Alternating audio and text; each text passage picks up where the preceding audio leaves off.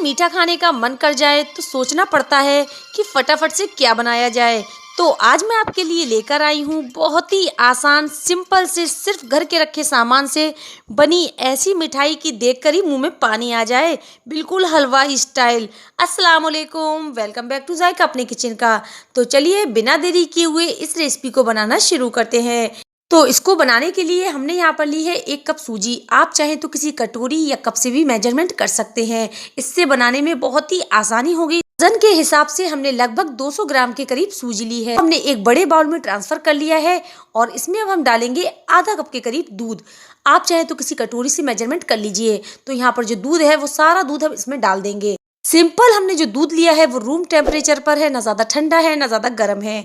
तो इसको आप चाहे तो थोड़ा थोड़ा दूध करके भी डाल सकते हैं। तो यहाँ पर जो सूजी है वो दूध को अच्छे से एब्जॉर्ब कर लेगी। अब दूध कितना लगेगा ये डिपेंड करेगा आपकी सूजी पे कि आपने मोटी वाली सूजी ली है या फाइन वाली सूजी ली है। तो इसको यहाँ पर हम हल्के हाथों से अच्छे से मिक्स कर लेंगे और इसमें अब हम डालेंगे आधा कप के करीब मलाई। मैं यहाँ पर जिस मलाई का यूज कर रही हूँ, जो दूध गर्म होता है वो ठंडा हो जाता है, उसके ऊपर जो मलाई आती है ना, ये वही मिल्क क्रीम है। तो वो हमने इसमें डाल दी है और ये बहुत ही बढ़िया ट्रिक है जिससे हमारा बैटर बहुत ही स्मूथ बन जाएगा। अगर आपके पास नहीं है तो आप इसको स्किप भी कर सकते हैं, लेकिन अगर इसको आप डालेंगे तो आपका जो बैटर है वो बहुत ही बढ़िया बनकर तैयार होगा। एकदम स्मूथ सा जो बैटर है वो बनकर तैयार होगा। तो ये देखिए हमारा स्मूथ सा बैटर बनकर तैयार हो गया है। तो चलिए अब हम चलते हैं नेक्स्ट प्रोसेस की तरफ। तो इस रेसिपी को और ज़्यादा क्रंची बनाने के लिए हमने यहाँ पर लिए हैं कुछ ड्राई फ्रूट्स। तो हमने यहाँ पर लिए हैं 1 बड़े चम्मच के करीब काजू, 1 बड़े चम्मच के करीब बादाम और 1 बड़े चम्मच के करीब पिस्ता और 1 बड़े चम्मच के करीब हमने यहाँ पर खरबूजे के बीज लिए हैं और इनको यहाँ पर हमने फाइन फाइन चॉप कर लिया है।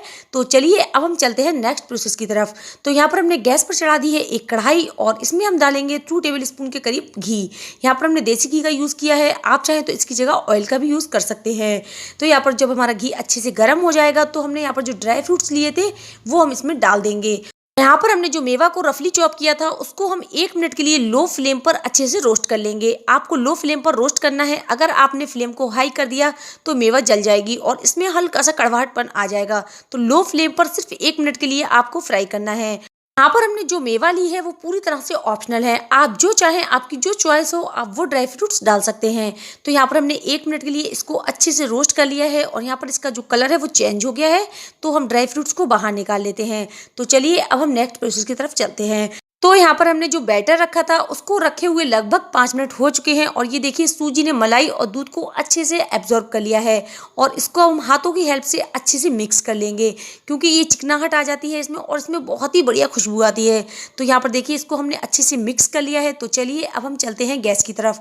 तो यहाँ पर हमने थोड़ा सा देसी घी अच्छे से गर्म कर लिया है, आप चाहें तो इसकी जगह रिफाइंड ऑयल भी गर्म कर सकते हैं।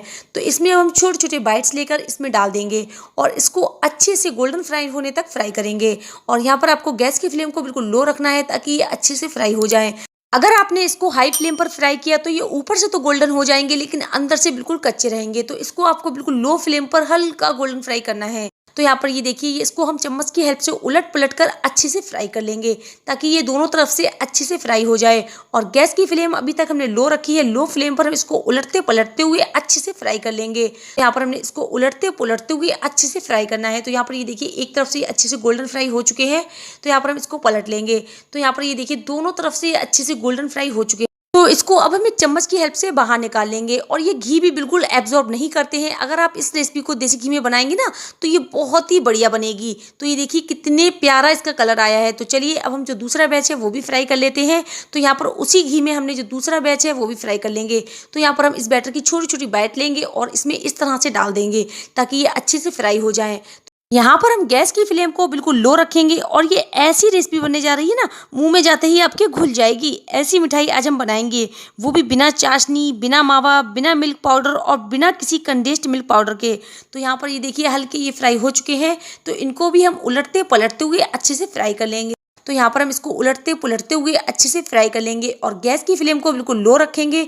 तो यहाँ पर ये देखिए अच्छे से फ्राई हो चुके हैं। तो इस बैच को भी अब हम बाहर निकाल लेंगे। अब आप ये सोच रहे होंगे कि ये कैसे बनेगा, तो जब आप देखोगे ना तो आप खुद कहोगे इतना आसान है। और ये देखिए कितना प्यारा इनका कलर आया है। जो सारे बाइट्स हैं इनको हमने बाहर निकाल लिया है। तो चलिए अब हम नेक्स्ट प्रोसेस की तरफ चलते हैं। और इनको हमने पूरी तरह से ठंडा होने दिया है। तो ये देखिए बहुत ठंडे हो चुके हैं। तो इनको हम छोटे-छोटे टुकड़े कर लेंगे। तो यहाँ पर हम इसके छोटे-छोटे पीसेस कर लेंगे। तो ये देखिए इस तरह से हमें इसके छोटे-छोटे पीसेस करना है, ताकि जब हम इसको ग्राइंडर में ग्राइंड करें ना, तो ये आसानी से ग्राइंड हो जाएँ। बहुत ही आसान, बहुत ही सिंपल से सिर्फ घर में रखे सामान से ये बनेगी ऐसी रेसिपी कि देखकर मुँह में पानी आ जाए।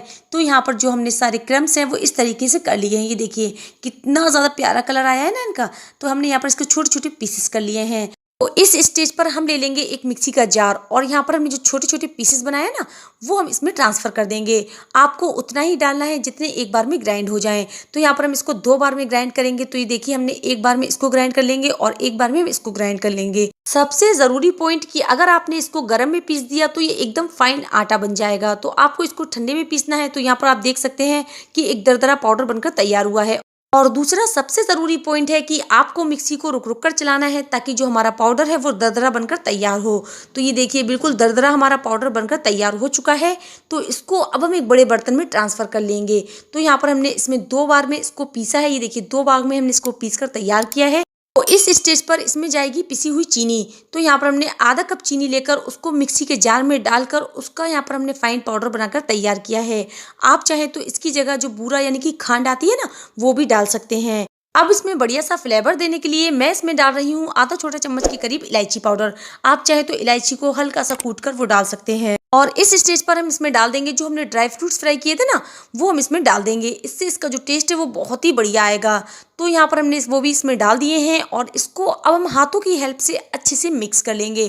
और यहाँ पर हमें इसको हल्के हाथों से मिक्स करना है। तो यहाँ पर आप देख सकते हैं कि जो हमने ड्राई फ्रूट्स घी में फ्राई किए थे ना, उसका जो घी था वो इसमें अच्छे से डल गया है। तो ये हमारे अच्छे से इसमें मुट्ठी बन रही है।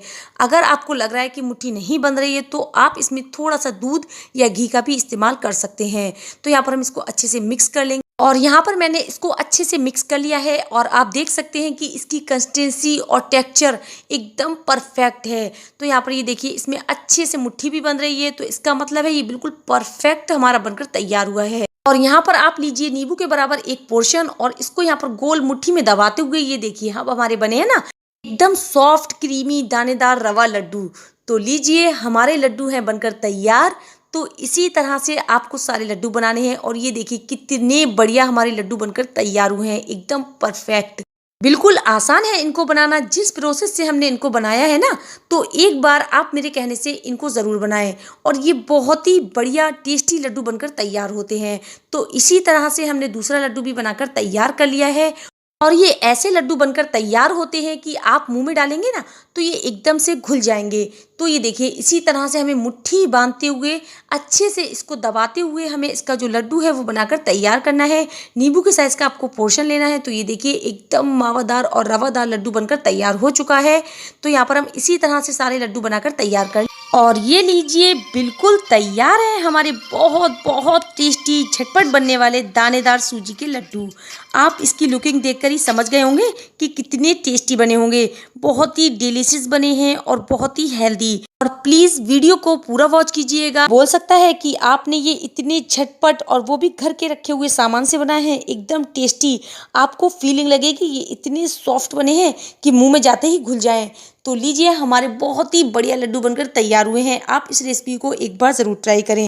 तो चलिए अब मैं एक लड्डू आपको तोड़कर दिखाती हूँ, और ये देखिए लड्डू का टेक्सचर, वाह कितने अमेजिंग बने हैं। देखकर ही मुंह में पानी आ जाए। कोई बोल सकता है कि ये आपने इतनी झटपट और वो भी कम घर के रखे हुए सामान से बनाए हैं। एकदम टेस्टी हलवाई स्टाइल दानेदार क्रीमी रिच ऐसे लाजवाब लड्डू कि देखकर ही मुंह में पानी आ जाए। जब आप इस तरह से लड्डू को सर्व करेंगे तो कोई बोल सकता है कि ये आपने घर पर बनाए हैं। घर वाले भी तारीफ करे बिना नहीं रह पाएंगे, और बच्चों से लेकर बड़ों तक सबको ये बहुत ही ज़्यादा पसंद आएंगे। तो आप एक बार इसको ज़रूर बनाइए। तो जल्दी से जाइए और इस रेसिपी को ज़रूर ट्राई कीजिएगा। मिलते हैं नेक्स्ट वीडियो में नई रेसिपी के साथ। जब तक के लिए अल्लाह हाफिज़।